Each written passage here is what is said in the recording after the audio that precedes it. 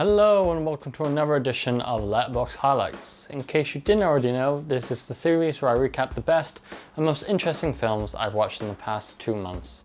This time we're taking a look at July and August of 2020.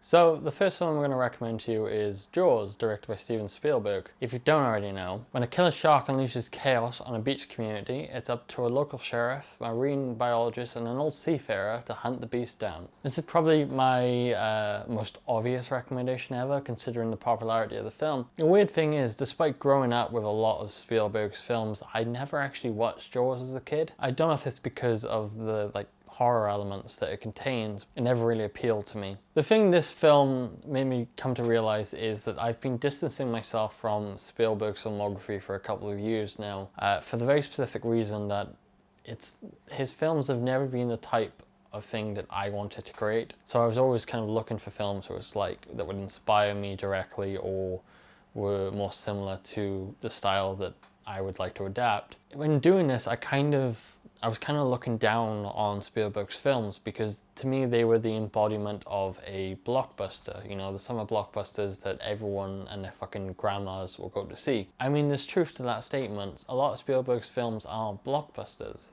but he is kind of one of the people who pioneered what a modern blockbuster is and the whole concept of a summer blockbuster. And he did this through some really exceptional filmmaking, and I feel daft that it's taken me this long to appreciate it. There's a word I would use to describe Jaws and a lot of Spielberg's filmography, and that is magic. When you're growing up, a lot of films seem like magical to you. You kind of fall in love with them. There's just a certain feeling, and I'm not gonna lie, as I've got older, it's become more difficult to find that specific feeling. That's not to say that a lot of the films I watch are bad, because they're not. There's a lot of really good stuff, as you will know from this series. It's just nothing quite captures the feeling that you get from a Spielberg film. Strong characters, wonderful cinematography, and an enchanting score, iconic quotes, and so many more things make this one of the best films I've ever seen. And yes, I am saying that. After watching Jaws, it immediately jumped into my top 10 films of all time. That's how damn good this fucking film is. I do have to make mention of one thing, and that's how terrifyingly reflective of our current situation the mayor's decisions are in this film. Let's ignore the experts that are telling us the waters are shark infested and just get on with life. The next film I would like to recommend to you is The Martian, directed by Ridley Scott. It's about an astronaut that becomes stranded on Mars after his team assume he's dead, and he must use his ingenuity to signal to Earth that he is still alive. And honestly, I kind of really love this. I was expecting to find issue with it, and there probably is some, but I've always had a soft spot for space, and especially for a space film that has a love for the science behind it, like this film feels like it does. Another thing I appreciate about this film is that it manages to feel larger than life while adapting a fairly minimalist style. It manages to be absolutely stunning despite being set on the red planet Mars, which could be very boring if you don't know how to shoot something like that well. Matt Damon is superb in his role, and his/the film's ability to provide levity in the bleakest of moments does not go unappreciated. This is not a comedy film, but there's plenty of comedic moments throughout that are top quality. I'm not gonna lie, there's something about a successful space launch that always brings a tear to my eye. I had it with First Man, I had it with Apollo 11. I don't know, it's just something about it that always brings about a big swell of emotion in me. And yeah, I can see this film having its detractors, but I really, really loved it. Adaptation, directed by Spike Jonze, is a film about a lovelorn screenwriter who desperately tries and fails to adapt The Orchard Thief by Susan Orlean for the screen. This is the first Charlie Kaufman film I'm going to recommend in this video, one of two. It's a film about films. In fact, it's a film about writing the film that we're watching, which is something I really appreciate and something I kind of did with my first short film accidentally. I've always had a soft spot for films that are about film. I really enjoyed the meta nature of this. I don't think it ever gets too overbearing, though some may disagree. Despite playing twins, this is probably one of Nick Cage's more subdued performances, but he's exceptional. And I could say the same about most of the cast in this film. Spike Jonze deserves a lot of credit for being able to effectively capture such an insane script, but Kaufman's writing ability is undeniable.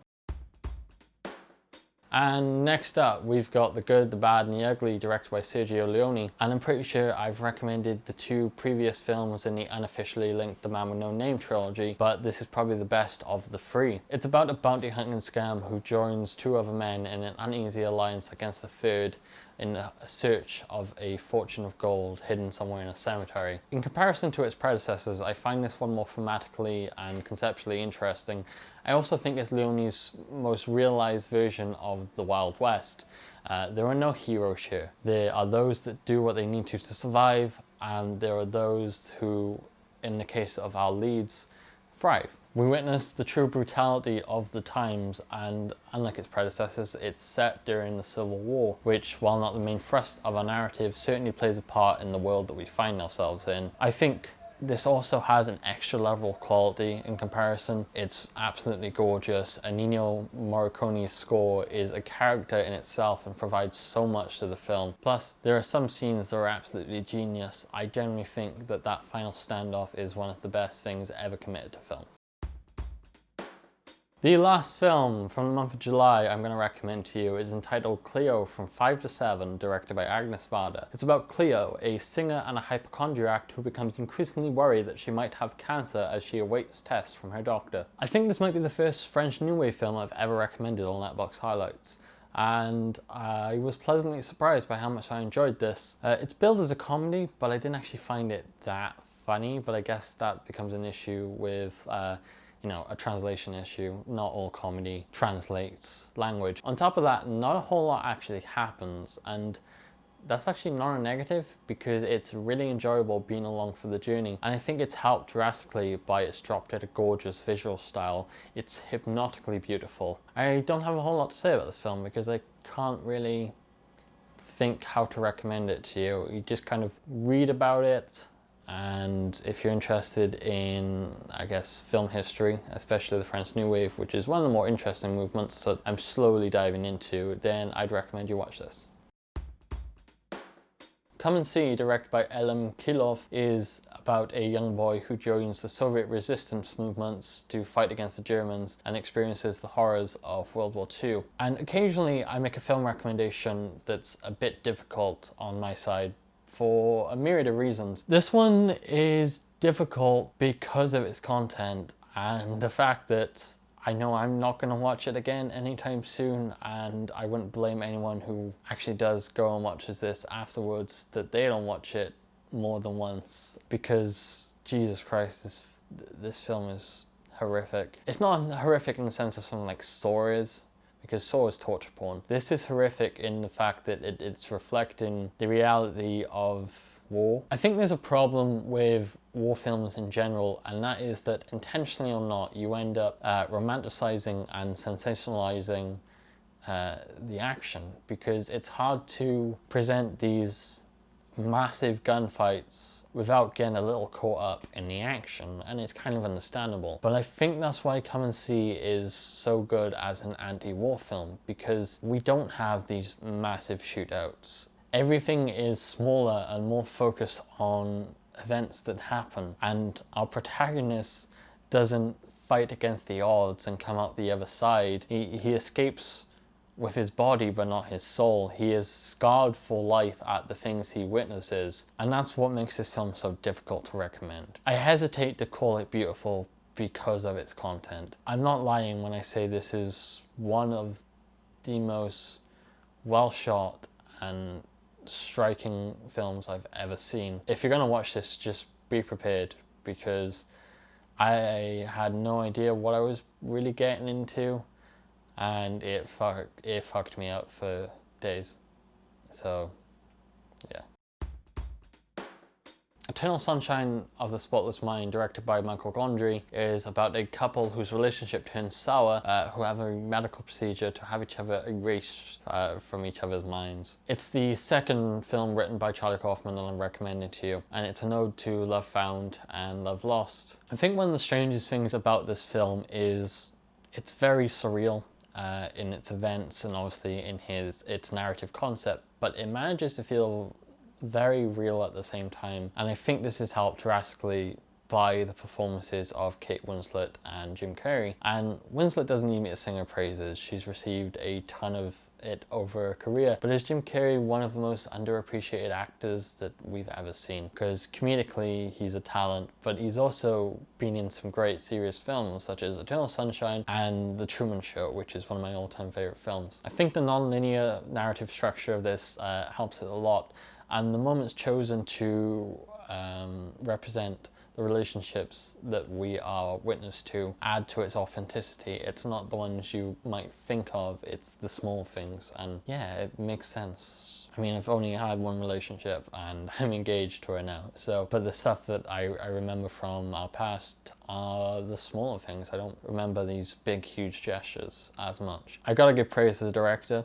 It'd be a bit unfair not to, because once again, to capture Kaufman's insanity, and I guess in some sense genius, is no simple task. And as far as I know, the only two directors to do it besides Kaufman are Spike Jonze and Michel Gondry. The Holy Mountain, directed by Alejandro Jodorowsky, is set in a corrupt, greed-filled world where a powerful alchemist leads a Christ-like character and 7 materialistic figures to the Holy Mountain in search of enlightenment. And I'm not 100% sure what the fuck I watched. And I enjoyed it. I think it's one of the most visually stimulating films I've ever seen, and the production design is absolutely stellar. Thematically, I'm picking up on themes of commercialized faith, the overall greed of humanity, and how certain industries perpetuate this. And the ending also leads me to believe that it has something to say about the role artists play in combating general evil in society. There's a lot here, and I've never been the most effective at dissecting conceptual elements of films. There's probably a lot more here that I'm not picking up on, but I enjoyed the time I spent with it. Though I did not enjoy having to play DJ throughout the film, as I didn't want to have to explain to my neighbours what all the screaming was about. Another peculiar film to recommend to you. Possession, directed by Andrzej Zawadzki, is about a woman who starts to exhibit increasingly disturbing behaviour after asking her husband for divorce. Suspicions of infidelity give way to something a lot more sinister. Straight out the gates, I don't understand what I watched. There's too much strange and illogical stuff here to really mean just one thing, or even potentially a couple of things. There's the surface level narrative of divorce and the effects it plays on the people involved, especially when there's a child in that situation. But then you look a bit broader and you realize the film is set in Berlin and the wall looms large in a lot of shots. And you realize both of these characters could embody the divide between the two sides, the East and the West. Then there's something about how mankind creates its own monster, order versus chaos. There's something about tradition, religion, female sexuality. There's a lot going on here, and it's worth a watch just to see what you can interpret of it. Again, I don't understand this, but like a David Lynch film, there's sometimes something fun about that, because then you can spend ages just trying to figure out what the hell you just watched, and it's worth rewatching films like this because you might pick up on more stuff the more you watch it. In a more traditional sense, Sam Neill is pretty superb in his role, but Adjani steals the show, and you can make an argument for the performances and the dialogue being very wooden and very over the top, but this film is so off-kilter in general that it kind of makes sense, and I have to praise Adjani's commitment to the physical side of her performance. Stuff like that should not go unappreciated. The last film I'm going to recommend to you is The Prestige, directed by Christopher Nolan. Hooray for something more accessible. After a tragic accident, 2 stage musicians engage in a battle to create the ultimate illusion, and in turn sacrifice everything in the chance to outwit each other. Is this film one twist too many?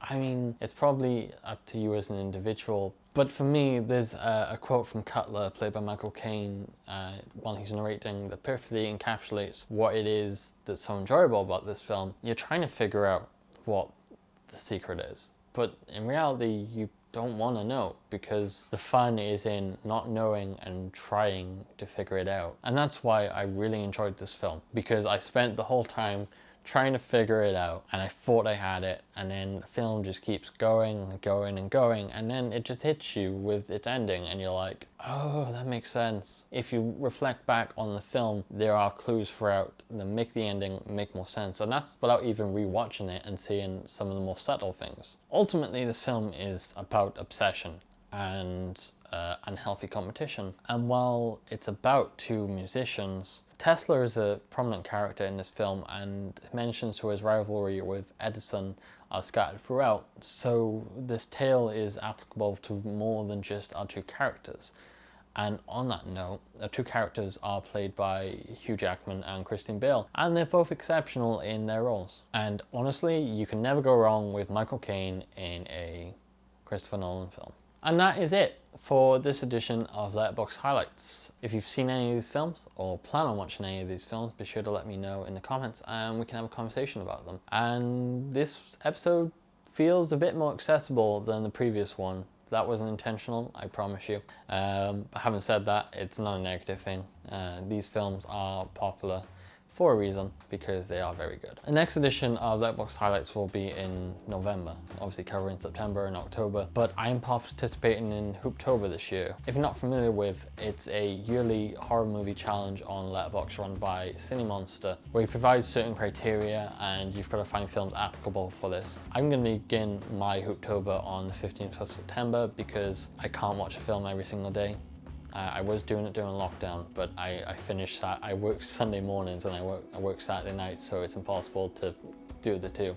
So I'm starting at the 15th of September, which means the next edition might contain a lot of horror films, just letting you know. I hope you enjoy this edition of Letterboxd Highlights. Once again, if you want to have a conversation about any of these films, just hit me up in the comment section below. And having said that, just remember, love film.